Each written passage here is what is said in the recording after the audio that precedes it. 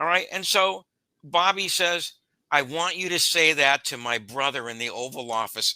Okay. And so he brings Levitt into the Oval Office, and Levitt tells him the whole story. And so Kennedy then fires not just Allen Dulles, but also Dick Bissell, the director of plans, and the deputy, Allen Dulles' deputy, Cabell. All right, Charles Cabell. He fired the whole top of the CIA. And so to put somebody like that, investigating Kennedy's death, I mean, please, and one last point about that. Dulles was the only guy on the Warren Commission who didn't have a job. He didn't have a job. What does that mean? Well, that means that he could spend more time than anybody else working on this Warren Commission, which, by the way, he did. He was the single most active member of the Warren Commission. He attended the most meetings and he asked the most questions. All right. So this was simply inexplicable as to how the guy got on a thing in the first place. Well, according to David Talbot, Dulles was the only guy who lobbied for the job. He actually wanted to be on the Warren Commission. Other people like Richard Russell did not want to do it. Okay. And Warren, he didn't want to do it either. Johnson had to intimidate both those guys by giving him this story about, look, if you guys don't serve, there's this information we have about Oswald in Mexico City visiting the Cuban embassy and giving the Russian embassy. Now, do you want this to turn into World War III? Okay. Do you want atomic bombs going off? Do you want 60 million people dead in 2 hours? And that's how we got him to go on. Well, Dulles actually volunteered. He wanted to be on the commission. Figure that one out. Yeah. Shaun, the way I see things is if you believe that the Kennedy assassination was a coup, a military coup, a security state coup against President Kennedy, the way I see the Warren Commission, it was formed in order to mediate a peaceful internal resolution of that coup. So you had members of the security state, McCloy and Dulles, and you had senators and Congress people, some of them maybe representing the FBI in there.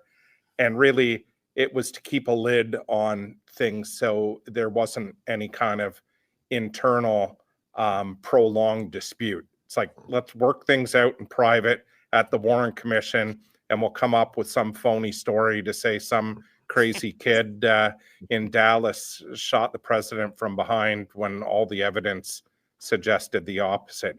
It was mediating an internal dispute between agencies and the military, and they did it in private, and they figured things out, and President Johnson averted a powder keg.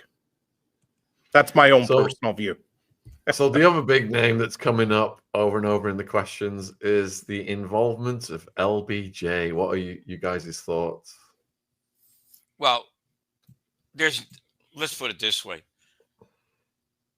I believe that Johnson was really cognizant of what happened. All right. I'll give you an example. He appointed Richard Russell, who had been his mentor in the Senate when he was a young man. Okay, and he owed a lot of his career to Richard Russell. Richard Russell wanted a dissenting opinion in the Warren Commission because he never believed a single bullet theory. All right. And he really wanted this in the commission. The commission lied to him, and they made believe they were recording his dissenting opinion when they really weren't. But that night, before he went back to Georgia, he called up Johnson and he said, I have all kinds of problems with this report, especially when they have this one bullet going through both Kennedy and Conley. He said, I just don't believe it. And Johnson said, I don't believe it either. So in other words, he knew, okay, that his own report was a bunch of malarkey. Okay, because I don't have to go into it because your listeners probably know this. The single bullet theory is the foundation of the Warren Commission. Without the single bullet theory, you have ipso facto a conspiracy. All right. And so that's why they had to have it. But both Russell and Johnson, didn't believe it. And so I agree with what Andrew just said. I believe that Johnson wanted to paper over, this East-West dispute, okay, because everybody believed, and this is another falsity, everybody at that time believed that Oswald was a communist, all right? And therefore, since he had been to the Russian, allegedly, I mean, we get into that, we'll be here another hour, okay? But he had allegedly been to the Russian and the Cuban embassies. And he had met at the Russian embassy with a guy named Kostakov, who was supposed to be in charge of liquidations for the Russians in the Western Hemisphere. All right. And so this is what compelled Johnson, to do what he did. And he knowingly covered this up. And by the way, let me add one more point about that. John Conley was Johnson's best buddy from Texas. He was the governor at that time. He was riding right in front of J.F.K. and he was hit, okay, during the fusillade.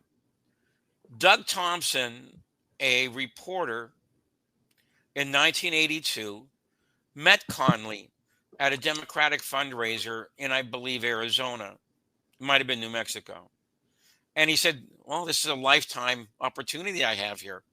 And so he goes up to Conley and he says, do you believe that Oswald was a lone assassin in Dallas?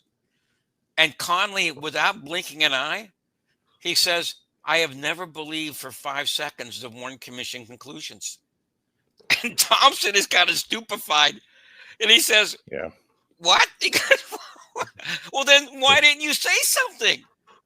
And this was the excuse he gave. And I'm sure this was the excuse that Johnson gave.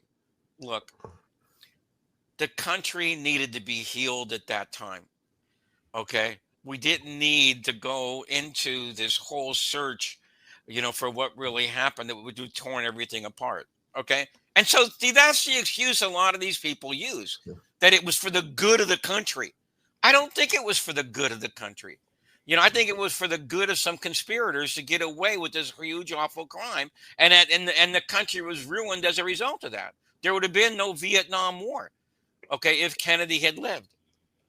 Yeah, Shaun, I don't think that President Johnson was directly involved with the conspiracy to assassinate President Kennedy, but I don't think it's deniable at this point that he definitely controlled the aftermath and the cover-up and the appointment of the Warren Commission and making sure that all the evidence went through the FBI, and it was a very controlled cover-up that Johnson was probably intimately involved with. A lot of the evidence, there's tapes of him talking to the senators and to J. Edgar Hoover, and it makes it quite clear he didn't believe any of the major pieces, and his attorney general essentially said, look, we gotta find a way to place it all on this kid Oswald and just wrap it up, guys.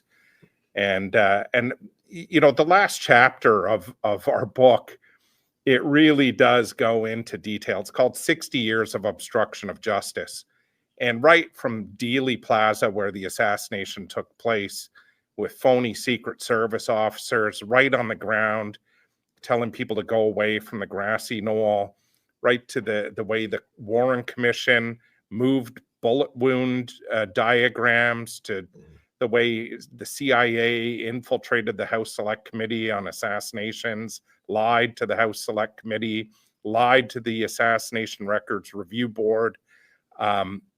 I mean, it's the longest chapter of the book, and it's kind of a unique chapter that it really puts together in one